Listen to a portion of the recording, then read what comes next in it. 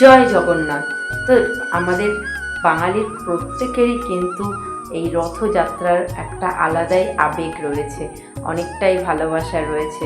তো কাল ছিল রথযাত্রা, আর দেখো রাস্তা দিয়ে কত সুন্দর রথযাত্রার জন্য সবাই সেজে উঠেছে, কত সুন্দরভাবে যাচ্ছে। আর এই রথ আসবে বলে আমরা কিন্তু দীর্ঘ প্রতীক্ষায় ছিলাম। শেষ পর্যন্ত আমাদের দীর্ঘ প্রতীক্ষার অবসান ঘটল।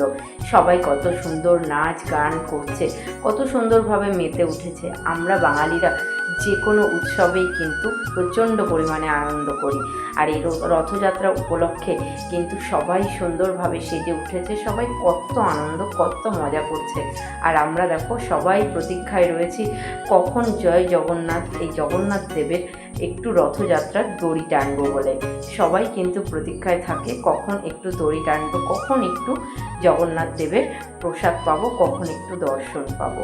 তো তোমরা কারা কারা কালকে রথযাত্রার মেলা দেখতে গিয়েছিলে অবশ্যই বলো।